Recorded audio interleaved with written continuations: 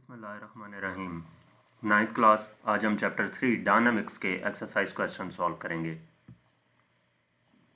First question है हमारे पास, define the following terms. इसका 3.1 जो था वो MCQs थे, वो हमने सॉल्व कर लिए थे। अब ये सेकंड क्वेश्चन है इसका कि हमने इसमें इन टर्म्स को डिफाइन करना है। सबसे पहली बात, इनर्शिया क्या है। तो इनर्शिया किसी भी बॉडी की वो प्रॉपर्टी होती है कि जिसकी वजह से वो अपनी स्टेट को कंटिन्यू करने की कोशिश करता है। यानी कि वो अगर रेस्ट में है तो रेस्ट में रहने की ट्राई करता है, और अगर मोशन में है तो मोशन में रहने की ट्राई करता है। अब डेफिनेशन में क्या लिखा हुआ है कि inertia of a body is its property due to which it resist any change in the state of rest और मोशन। कि वो जिस भी स्टेट में है उस स्टेट में रहते हुए उसके ऊपर कोई भी चेंज अगर हम अप्लाई करते हैं तो वो उस स्टेट को रेजिस्ट करता है, यानी कि वो चेंज नहीं आने देता। उसकी कोशिश होती है कि ये चेंज मुझ में ना आए। जैसे वो रेस्ट में है तो उसकी कोशिश होगी कि वो रेस्ट में ही रहे, और अगर वो मोशन में है तो बॉडी की ये कोशिश होती है कि वो मोशन में रहे। इस प्रॉपर्टी को हम इनर्शिया का नाम देते हैं। नेक्स्ट हमारे पास मोमेंटम है। तो मोमेंटम क्या है कि हम फोर्स, जो किसी भी बॉडी के ऊपर जब फोर्स लगाई जाती है तो जाहिर सी बात है उसमें वेलोसिटी प्रोड्यूस होगी। तो प्रोडक्ट जो होता है मास और वेलोसिटी का किसी भी मूविंग बॉडी का, उसको हम मोमेंटम का नाम देते हैं।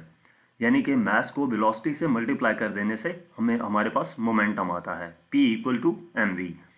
तो मोमेंटम दो चीज़ों के ऊपर डिपेंड करेगा, एक मास पे और दूसरा उस बॉडी की वेलोसिटी पे। नेक्स्ट हमारे पास 3 है, फोर्स। फोर्स की डेफिनेशन क्या है कि फोर्स एक ऐसी एजेंसी है। फोर्स क्या चीज़ है कि जो किसी भी बॉडी की जो स्टेट है रेस्ट या यूनिफॉर्म मोशन की, उसको चेंज करता है। ठीक है, force the agency which changes or tends to change the state of rest or of uniform motion of a body. कि फोर्स क्या करती है, अगर वो रेस्ट में है ऑब्जेक्ट तो रेस्ट को चेंज कर देती है, यूनिफॉर्म मोशन में है तो यूनिफॉर्म मोशन को चेंज कर देती है। इवन के ये किसी बॉडी की जो मूविंग डायरेक्शन है उसको भी चेंज कर सकती है। रेस्ट को कैसे चेंज करती है कि अगर एक फुटबॉल ग्राउंड में पड़ा है, आप उसको किक करते हैं अपने फुट की मदद से, तो आपने उसके ऊपर फोर्स अप्लाई की तो उसकी जो रेस्ट की पोजीशन थी उसको चेंज कर दिया। अगर कोई ऑब्जेक्ट यूनिफॉर्म मोशन से मूव कर रहा है, यूनिफॉर्म मोशन कर रहा है, यानी कि कार है वो यूनिफॉर्म स्पीड से जा रही है रोड पर, और आप उसके ऊपर फोर्स अप्लाई करते हैं, क्या ब्रेक अप्लाई कर देते हैं। जब ब्रेक अप्लाई होगी तो वो उसकी यूनिफॉर्म मोशन को स्टॉप करने की कोशिश करेगी और at the end car stop हो जाएगी। और तीसरा काम फोर्स ये करती है, वो यहाँ पर मैंने नहीं लिखा, वो भी आपने नोट डाउन कर लेना है कि फोर्स किसी भी ऑब्जेक्ट की मूविंग डायरेक्शन को चेंज कर सकती है। जैसे बॉलर जब बॉल कराता है बैट्समैन को, तो बैट्समैन अपने बैट को जिस डायरेक्शन में घुमाता है वो बॉल उसी डायरेक्शन में मूव कर जाती है, यानी कि मोशन ऑफ डायरेक्शन फोर्स ने चेंज कर दी। इसके बाद फोर्थ हमारे पास फोर्स ऑफ फ्रिक्शन है। फोर्स ऑफ फ्रिक्शन क्या होती है, वो फोर्स जो अपोज करती है किसी भी मूविंग ऑब्जेक्ट की मोशन को, उसको फोर्स ऑफ फ्रिक्शन का नाम दिया जाता है। वो फोर्स जो अपोज करती है किसी भी मूविंग ऑब्जेक्ट की मोशन को, उसको फोर्स ऑफ फ्रिक्शन का नाम दिया जाता है।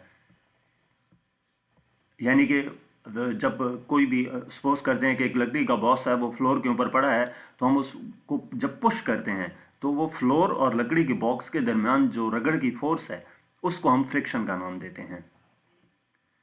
नेक्स्ट हमारे पास फिफ्थ है सेंट्रीपिटल फोर्स। तो सेंट्रीपिटल फोर्स, जब कोई भी ऑब्जेक्ट सर्कल में मूव करता है तो वो सेंट्रीपिटल फोर्स की वजह से मूव कर रहा होता है। यानी कि ऐसी फोर्स जो किसी भी बॉडी को सर्कल में मूव करवाती है उसको सेंट्रीपिटल फोर्स का नाम दिया जाता है। नेक्स्ट हमारे पास क्वेश्चन नंबर 3.3 है, what is the difference between mass and weight, action and reaction, sliding friction and rolling friction. इनके दरमियान डिफरेंस क्या है वो हमने बताना है। तो सबसे पहले मास एंड वेट के दरमियान डिफरेंस देखते हैं कि मास हमारे पास क्या होता है, amount of matter in A body is called its mass. किसी भी बॉडी में मैटर की कितनी अमाउंट है उसको हम मास का नाम देते हैं। मैटर सॉलिड, लिक्विड, गैस कोई भी हो सकता है, तो उसमें मैटर की जो अमाउंट है किसी भी बॉडी में उसको मास का नाम दिया जाता है। जबकि अगर हम वेट की बात करें तो force by which the earth attracts a body towards its centre is called its weight. कि वो फोर्स, जिस फोर्स की वजह से अर्थ किसी भी ऑब्जेक्ट को अपने सेंटर की तरफ अट्रैक्ट करती है, उसको वेट का नाम दिया जाता है।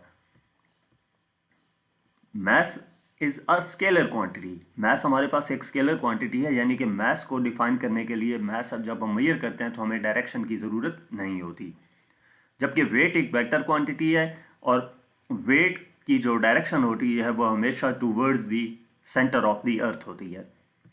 मैस का यूनिट केजी है और वेट का यूनिट न्यूटन है। इसके अलावा भी अगर मैं आपको बता दूं तो मैस जो है वो इंडिपेंडेंट क्वांटिटी है, जबकि वेट डिपेंडेंट क्वांटिटी है, वेट मैस पे डिपेंड कर रहा होता है। इसके बाद नेक्स्ट हमारे पास एक्शन एंड रिएक्शन है। एक्शन एंड रिएक्शन क्या है? The force exerted bye a body on the other body is called action. कि एक बॉडी के ऊपर जो फोर्स अप्लाई हो रही है किसी दूसरी बॉडी की वजह से, उसको हम एक्शन का नाम देते हैं, या इसको आप ये कह सकते हैं force exerted by body A on body B is called action, और इसका अपोजिट रिएक्शन होगा, यानी कि force exerted by the other body on the first body in response of its action is called reaction. कि अगर आप इसको दूसरी फॉर्म में लिखें, force exerted by body A on body B is called action, तो रिएक्शन क्या होगा? The force exerted by body B on body A is called reaction. ये एक्शन और रिएक्शन सेम बॉडी पे नहीं होते, दो डिफरेंट ऑब्जेक्ट्स पे, दो डिफरेंट बॉडीज पे होते हैं। मैग्नीट्यूड में सेम होते हैं और इनकी जो डायरेक्शन होती है वो अपोजिट होती है। नेक्स्ट हमारे पास sliding friction and rolling friction है। तो स्लाइडिंग फ्रिक्शन की अगर हम बात करें तो when two bodies slide over one another the force of friction between the bodies is known as sliding friction. कि जब दो बॉडीज एक दूसरे के ऊपर स्लाइड करती हैं तो जो फोर्स ऑफ फ्रिक्शन होती है उन दो बॉडीज के दरमियान, उसको स्लाइडिंग फ्रिक्शन का नाम दिया जाता है। और जो रोलिंग फ्रिक्शन है, जब एक बॉडी रोल ओवर करती है दूसरे के ऊपर तो जो फोर्स ऑफ फ्रिक्शन होती है उन दो बॉडीज के दरमियान, उसको रोलिंग फ्रिक्शन का नाम दिया जाता है।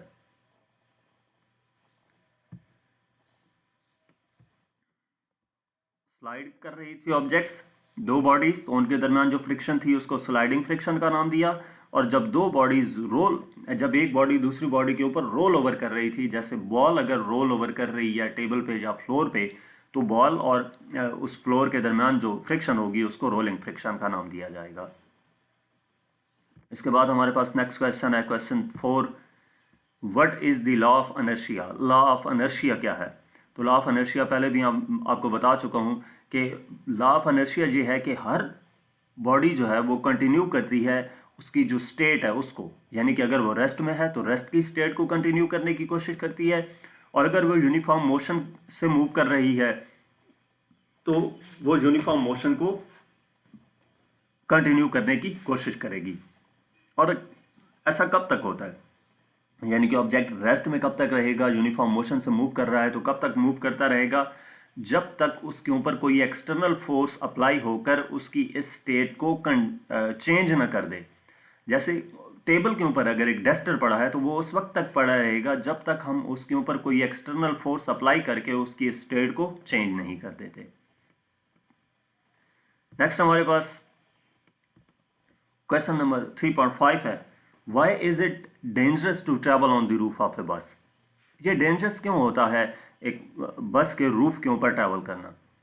तो बेसिकली जब बस रनिंग पोजीशन में होती है तो हर बॉडी जो है उस बस के साथ जो अटैच है वो मोशन में होगी, यानी कि उसके अंदर जितना भी सामान है और जो पैसेंजर्स हैं वो सब मूव कर रहे होते हैं। तो अगर एक पर्सन ट्राई करता है कि वो ट्रैवल करे बस के रूफ के ऊपर, तो वो अपना बैलेंस लॉस कर सकता है। जाहिर सी बात है, बस की स्पीड कम होगी या तेज़ होगी या वो टर्न लेती है, तो उस सूरत में जो पैसेंजर है उसका बैलेंस लॉस हो जाएगा, जिसकी वजह से ये ख़तरा होता है कि वो बस से गिर जाएगा, बस के छत से गिर जाएगा। तो इसलिए बस के जो छत होता है उसके ऊपर ट्रैवल करना काफ़ी ख़तरनाक हो सकता है। नेक्स्ट क्वेश्चन नंबर 6 है, why does a passenger move outward when a bus takes a turn? Passenger outward move क्यों कर जाता है जब बस टर्न लेती है? तो बेसिकली जब बस टर्न लेती है तो पैसेंजर फॉल कर जाता है आउटवर्ड डायरेक्शन में। बस जब टर्न लेती है तो जो पैसेंजर है वो आउटवर्ड डायरेक्शन में फॉल कर जाता है। इसकी रीज़न क्या है कि अनर्शिया की वजह से, अनर्शिया क्या है कि बॉडी अपनी स्टेट को कंटिन्यू करने की कोशिश करती है। तो अब जो ऑब्जेक्ट था वो तो रेस्ट में था ना, उस अपने हिसाब से। बस के साथ बेशक इन कंपैरिजन विद बस वो रेस्ट में है, मतलब सराउंडिंग्स के हिसाब से, बस के हिसाब से उसको देखा जाए तो वो रेस्ट में है। अब वो स्टेट कंटिन्यू मूव कर रहा था एक स्ट्रेट डायरेक्शन में। जो ही बस ने टर्न लिया तो वो अपनी जो मोशन है उसको कंटिन्यू करने की ट्राई करेगा, इस वजह से वो आउटवर्ड डायरेक्शन में गिर जाएगा। ठीक है, जैसे ये आपका पीछे मोनोग्राम नज़र आ रहा है, तो अगर ये कार यहाँ से इस तरफ से स्ट्रेट बिल्कुल आ रही थी और उसके अंदर जो पैसेंजर बैठा हुआ है, बस आ रही थी और पैसेंजर बैठा हुआ है बिल्कुल स्ट्रेट डायरेक्शन में मूव कर रहा है। जो ही कार इस मोनोग्राम पे ऐसे करके टर्न लेती है तो वो जो पैसेंजर है वो तो अपनी डायरेक्शन, वो तो अपनी मोशन जो उसकी स्टेट है अनर्शिया की वजह से, वो आगे कंटिन्यू करने की कोशिश करेगा, जिसकी वजह से बस तो उधर टर्न कर जाएगी लेकिन जो पैसेंजर है वो आउटवर्ड फॉल कर जाएगा। नेक्स्ट हमारे पास क्वेश्चन नंबर 3.7 है, how can you relate a force with the change of momentum of a body. Relate कैसे कर सकते हैं फोर्स को change of momentum of body से। तो इसका बेसिकली आंसर ये है कि जो आप force and change of momentum का जो रिलेशन है वो चीज़ है कि when a force acts on a body it produces an acceleration in the body and will be equal to the rate of change of momentum of the body. ये आपने पूरा रिलेशन ड्राइव किया हुआ है कि जो फोर्स है जो किसी भी बॉडी के ऊपर एक्ट कर रही है वो उसमें एक्सेलरेशन प्रोड्यूस करती है, तो वो फोर्स किसकी इक्वल होगी, rate of change of momentum of the body के इक्वल होगी। यानी कि F equal to delta P over T, F equal आ जाएगा डेल्टा पी किसकी इक्वल होगा, P F minus P I divided by T, final momentum minus initial momentum. Next हमारे पास 3.8 है, what will be the tension in a rope that is pulled from its ends by two opposite forces 100 Newton each। कि tension क्या होगी एक रोप में जिसको पुल किया गया है दोनों एंड से अपोजिट फोर्सेस की मदद से, और अपोजिट फोर्सेस कितनी लगाई गई है, 100 न्यूटन की। यानी कि एक तरफ से भी 100 न्यूटन की फोर्स अप्लाई हो रही है और दूसरी तरफ से भी 100 न्यूटन की फोर्स अप्लाई हो रही है, तो उस रोप में टेंशन क्या होगी। तो अगर एक रोप को पुल किया जाए दो एंड से, अपोजिट एंड से, और जो फोर्सेस उसके ऊपर अप्लाई की जा रही है वो 100 न्यूटन है, तो जो टेंशन है रोप में वो भी हमारे पास 100 न्यूटन होगी। इसकी रीज़न क्या है, this is because the tension in a rope is equal and opposite to the force is pulling on the rope. कि जो टेंशन है रोप में वो इक्वल और ऑपोजिट होती है उन फोर्सेस के जो पुल कर रही होती हैं उस रोप को। In this case the two opposite forces of 100 newton each are pulling in opposite direction. अब 100 न्यूटन फोर्सेस जो हैं वो अप्लाई हो रही हैं और ऑपोजिट डायरेक्शन में अप्लाई हो रही हैं, क्रिएटिंग अ टेंशन, जिसकी वजह से उस रोप में एक टेंशन क्रिएट हो रही है और वो इक्वल होगी magnitude of one of the forces के, विच इज 100 न्यूटन। तो यानी कि कोई भी रोप है और उसको अगर 100 newton each force opposite direction में अप्लाई की जा रही है तो उस रोप में जो टेंशन होगी वो 100 न्यूटन के इक्वल होगी। नेक्स्ट हमारे पास क्वेश्चन नंबर 3.9 है, action and reaction are always equal and opposite, then how does a body move. Action और रिएक्शन इक्वल होते हैं तो बॉडी मूव कैसे कर जाती है। तो बेसिकली एक्शन और रिएक्शन जो है वो हमेशा इक्वल होते हैं, लेकिन साथ साथ बात ये भी है कि वो दो डिफरेंट बॉडीज पे अप्लाई हो रहे होते हैं। अगर तो वो सेम बॉडी पे अप्लाई होते तो फिर तो बॉडी मूव ना कर सकती, लेकिन वो दो डिफरेंट बॉडीज पे अप्लाई हो रहे होते हैं, इस वजह से बॉडी मूव कर जाती है।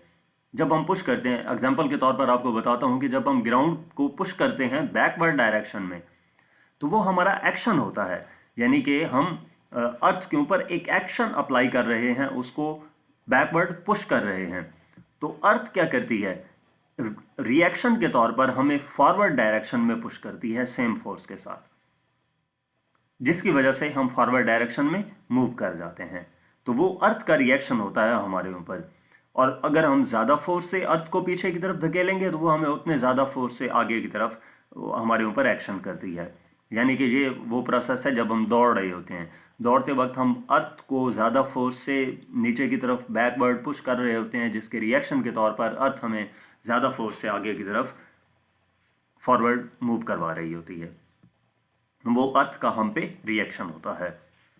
इसके बाद नेक्स्ट हमारे पास क्वेश्चन नंबर 3.10 है, a horse pulling the cart, if the action and reaction are equal and opposite then how does a cart move.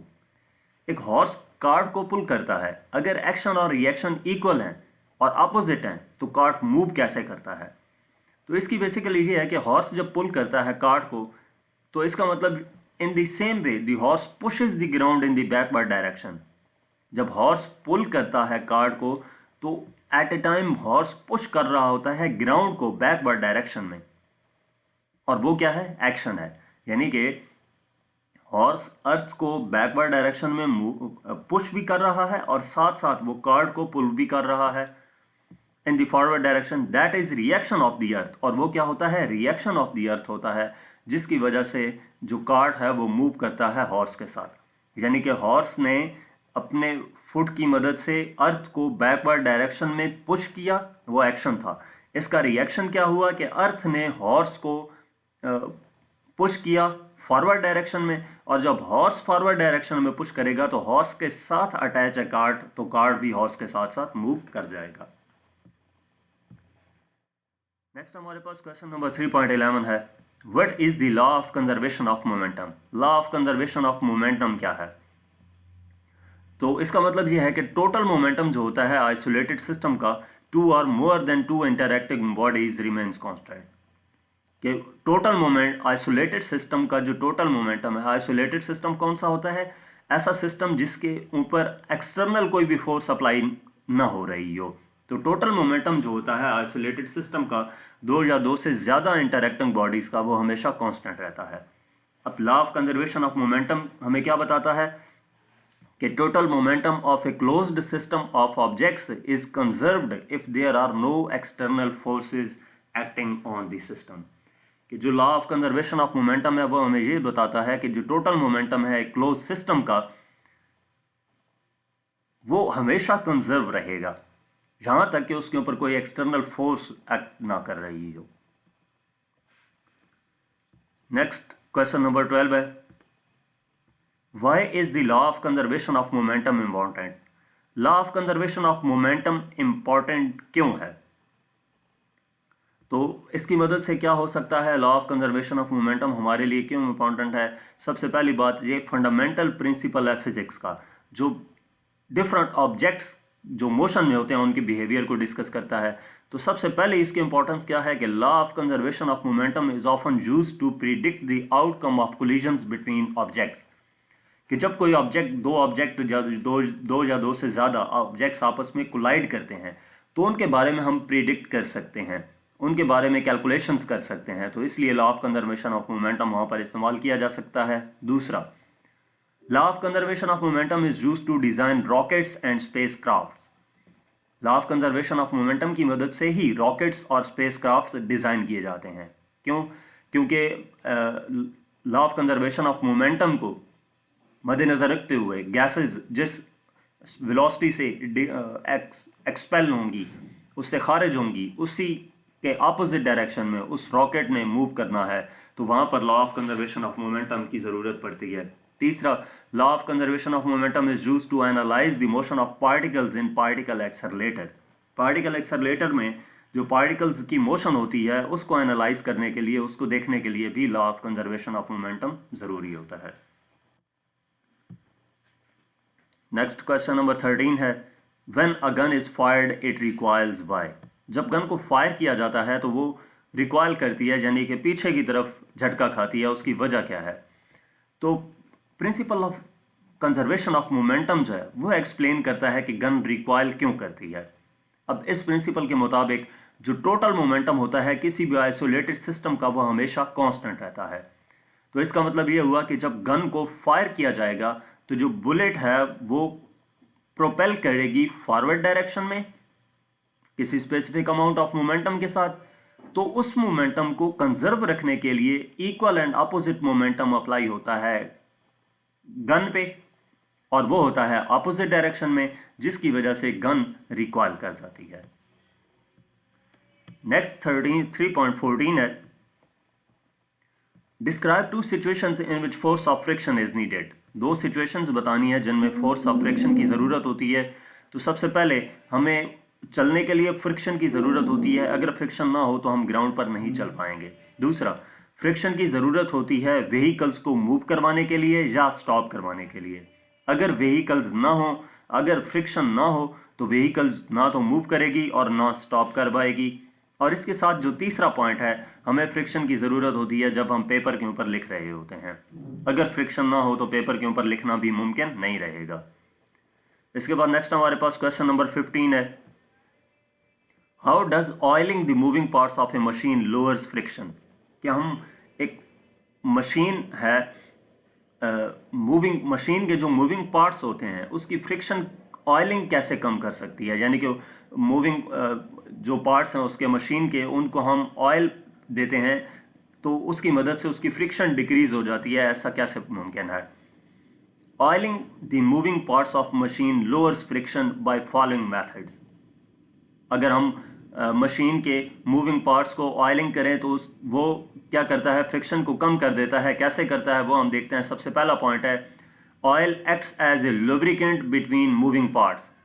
Oil जो है वो एक्ट करता है lubricant between moving part, creating a thin layer that reduces the direct contact between the surfaces of the machine. Oiling जो है ना वो basically क्या करता है कि मशीन के जो मूविंग पार्ट्स होते हैं उनके दरमियान एक थिक लेयर, बिल्कुल बारीक सी लेयर बना देता है। और ऑयल की जो मूविंग ऑब्जेक्ट्स के दरमियान फ्रिक्शन को कम करता है ना, तो वो जो मशीन के पार्ट्स होते हैं वो डायरेक्टली इन कांटेक्ट नहीं रहते। वो जो ऑयल की सरफेस होती है थिन, वो उनके बीच आ जाती है, जिसकी वजह से उनमें फ्रिक्शन बहुत हद तक कम हो जाती है। दूसरा, oil can help to smooth out the rough surfaces of the machines moving parts. Oil जो है वो स्मूथ कर देता है रफ सर्फेसेस को। मशीन के जो मूविंग पार्ट्स हैं उनके दरमियान जो रफ सर्फेसेस हैं उनको वो स्मूथ कर देता है, जिसकी वजह से फ्रिक्शन डिक्रीज हो जाती है। और तीसरा है, oiling the moving parts of a machine can protect them from rust and corrosion which helps to overcome the friction.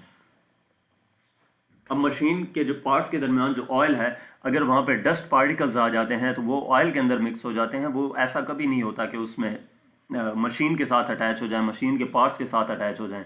तो इस वजह से वो प्रोटेक्ट करता है रस्ट से और क्रूजन से, यानी कि मशीन के ऊपर जो ऑयलिंग पार्ट्स है, ऑयलिंग की हुई है, वो मूविंग पार्ट्स मशीन के मूविंग पार्ट्स से मशीन के मूविंग पार्ट्स को प्रोटेक्ट करता है, किससे, रस्ट और क्रूजन से। तो इसकी वजह से फ्रिक्शन कम होती है। नेक्स्ट क्वेश्चन नंबर 16 है, describe the ways to reduce friction. अब फ्रिक्शन को कम कैसे किया जा सकता है, उसके कुछ मेथड बताने हैं। तो सबसे पहले है, हम स्लाइडिंग सरफेसेस को स्मूथ बनाकर फ्रिक्शन को कम कर सकते हैं। दूसरा, स्लाइडिंग सरफेसेस को लुब्रिकेटिंग के जरिए से हम फ्रिक्शन को रिड्यूस कर सकते हैं। और तीसरा, हम बॉल बेरिंग इस्तेमाल करके फ्रिक्शन को कम कर सकते हैं। इसके बाद नेक्स्ट हमारे पास क्वेश्चन नंबर 17 है, why rolling friction is less than sliding friction. Rolling friction sliding friction की निस्बत कम क्यों होती है। तो force of friction depends on area of contact between the two surfaces. जो फोर्स ऑफ फ्रिक्शन है वो किस पे डिपेंड कर रही होती है कि दो सरफेसेस के दरमियान कितना एरिया इन कांटेक्ट है। तो जो एरिया ऑफ कांटेक्ट होता है सेम बॉडीज का, वो कम होता है in case of rolling. Rolling friction में जो एरिया इन कांटेक्ट होता है वो कम होता है as compare to sliding friction. यानी कि दो एक जैसी बॉडीज हैं और उनको हम रोल भी करवा रहे हैं और दूसरा स्लाइड भी कर रहे हैं, तो जो एरिया है इन कांटेक्ट वो रोलिंग बॉडी का कम होगा एज कंपेयर टू स्लाइडिंग। तो इस वजह से जो रोलिंग फ्रिक्शन है वो लेस देन होती है स्लाइडिंग फ्रिक्शन। इसके बाद नेक्स्ट क्वेश्चन नंबर 18 है, what do you know about the following. अब इनकी हमने बताना है कि ये क्या चीज़ें हैं, डेफिनेशन बतानी है इनकी। तो सबसे पहले टेंशन इन द स्ट्रिंग है। टेंशन क्या होती है, tension is defined as the force transmitted through a rope, string or wire when pulled by forces acting from opposite sides. कि किसी भी रोप, वायर, स्ट्रिंग को हम अपोजिट डायरेक्शन, अपोजिट पॉइंट्स पे फोर्स अप्लाई करते हैं तो वो उस रोप, वायर या स्ट्रिंग में टेंशन क्रिएट हो जाती है। खींचते हैं ना बेसिकली तो बिल्कुल स्ट्रेट हो जाती है रस्सी, वो जो उसकी स्ट्रेटनेस है ना उसको थिकनेस का नाम दिया जाता है। दूसरा हमारे पास उसको टेंशन का नाम दिया जाता है। दूसरा लिमिटिंग फोर्स ऑफ फ्रिक्शन है। Maximum force of friction that comes into play when body is just start moving in the limiting condition of static friction. इसको हम limiting friction कहते हैं कि मैक्सिमम फोर्स ऑफ फ्रिक्शन जो उस वक्त होती है जब बॉडी जस्ट स्टार्ट करना मूव करना स्टार्ट करने लगी है, तो उसको हम स्टैटिक फ्रिक्शन का नाम देते हैं, और इसी स्टैटिक फ्रिक्शन को लिमिटिंग फ्रिक्शन का नाम भी दिया जाता है। तीसरा ब्रेकिंग फोर्स है। तो ब्रेकिंग फोर्स क्या होती है? Braking force is defined as the force that slows the car when the driver operates the brake pedal. कि ब्रेकिंग फोर्स वो फोर्स है जो कार को स्लो कर देती है जब ड्राइवर उस पर ब्रेक अप्लाई करता है। तीसरा के बाद चौथा हमारे पास है स्किडिंग ऑफ व्हीकल्स। स्किडिंग क्या है? कि जब फोर्स ऑफ फ्रिक्शन जो होती है टायर्स और रोड्स के दरमियान वो बहुत कम हो, तो ब्रेक सप्लाई करने पे जो मूविंग कार होती है उसके जो टायर्स हैं वो स्लाइड कर जाते हैं, वो रोल करने की बजाय स्लाइड कर जाते हैं। जब वो स्लाइड करते हैं तो इस प्रोसेस को हम स्किडिंग ऑफ द व्हीकल्स का नाम देते हैं। इसके बाद इसका फिफ्थ पार्ट है सीट बेल्ट्स। सीट बेल्ट्स हमारे पास सेफ्टी बेल्ट्स होते हैं जिनको हम इस्तेमाल करते हैं बस या कार को ड्राइव करने के लिए, और इसको सीट बेल्ट्स का नाम देते हैं। ठीक है, सेफ्टी बेल्ट्स क्या ऐसे सेफ्टी बेल्ट्स जिनको बस या कार को ड्राइव करते वक्त हम इस्तेमाल करते हैं उनको सीट बेल्ट्स का नाम देते हैं, और ये जो सीट बेल्ट्स होते हैं ये ड्राइवर को सेफ रखते हैं किसी भी एक्सीडेंट की सूरत में। नेक्स्ट हमारे पास 6 है banking of roads. Banking of roads क्या है कि is defined as the phenomena in which the outer edges are raised for the curved roads above the inner edge to provide the necessary centripetal force to the vehicle so that they take a safe turn। कि किसी भी road का outer as जो है curve पे या turn पे outer as inner as की निस्बत थोड़ा सा अप कर दिया जाए, हाई कर दिया जाए, इंक्रीज कर दिया जाए, तो इसको बैंकिंग ऑफ रोड का नाम दिया जाता है। और ये इसलिए किया जाता है ताकि टर्न लेते वक्त car easily centripetal force achieve कर ले और उसको वो नेसेसरी सेंट्रीपिटल फोर्स प्रोवाइड हो जिसकी वजह से वो राउंड अबाउट में या कॉर्नर पे वो टर्न कर सके। इसके बाद इसका 7th है क्रीम सेपरेटर। क्रीम सेपरेटर क्या चीज़ होती है? एक मैकेनिकल डिवाइस है जिसको इस्तेमाल करते हैं क्रीम को सेपरेट करने के लिए मिल्क से क्रीम को सेपरेट करने के लिए एक मैकेनिकल डिवाइस इस्तेमाल की जाती है, उसको क्रीम सेपरेटर कहते हैं। और ये हमारे पास it works by using centrifugal force. ये सेंट्रीफ्यूगल फोर्स के प्रोसेस को यूज़ कर रही होती है कि जो मिल्क है to separate the heavier milk from the lighter cream. Cream light होती है, मिल्क हैवी होता है, तो मिल्क जो है वो सेंट्रीफ्यूगल फोर्स की वजह से किनारों पे रहता है और जो क्रीम है वो लाइट वेट होने की वजह से सेंटर में इकट्ठी हो जाती है। इसके बाद नेक्स्ट हमारे पास क्वेश्चन नंबर 19 है what would happen if all the friction suddenly disappears. अगर सारी की सारी फ्रिक्शन अचानक खत्म हो जाती है तो उसका नुकसान क्या होगा, उसका नतीजा क्या होगा। अगर सब की सब फ्रिक्शन सडनली डिसअपीयर हो जाए तो जो मूविंग बॉडीज हैं वो स्टॉप नहीं कर पाएंगी और जो रेस्ट में है वो नेवर मूव, वो मूव नहीं कर पाएंगी। फ्रिक्शन के बगैर कोई भी जो रेजिस्टेंस होती है दो सरफेसेस के दरमियान वो नहीं होगी, जिसकी वजह से making it impossible to walk, impossible होगा कि वो चल सकें, भाग सकें या खड़े हो सकें। नेक्स्ट हमारे पास क्वेश्चन नंबर 20 है why the spinner of a washing machine is made to spin at a very high speed. जो वॉशिंग मशीन का स्पिनर होता है उसको काफ़ी हाई स्पीड पे क्यों मूव करवाया जाता है, उसकी रीज़न बतानी है। तो जो स्पिनर होता है वॉशिंग मशीन का उसको काफ़ी हाई स्पीड पे मूव करवाया जाता है ताकि जो वाटर है वेट क्लॉथ से उसके ऊपर फोर्स अप्लाई हो और वो जो बास्केट होती है जिसके अंदर होल्स होते हैं वो वहाँ से बाहर निकल जाए लैक ऑफ सेंट्रीपिटल फोर्स की वजह से। अब जितना स्पीड से वो वॉशिंग मशीन मूव करेगी उन कपड़ों के अंदर जो वाटर है वो सेंट्रीफ्यूगल फोर्स इंक्रीज करने की वजह से उतना स्पीड से बाहर की तरफ जाएगा और बास्केट्स के अंदर जो होल्स हैं वहाँ से वो बाहर निकल जाएगा। तो इस तरीके से जो कपड़े होते हैं वो सूख जाते हैं जल्दी। ठीक है, बेसिकली क्या है कि कपड़े गीले हैं ना, उनको हमने मशीन में डाला और उसको हाई स्पीड से पे मूव करवाया जाता है।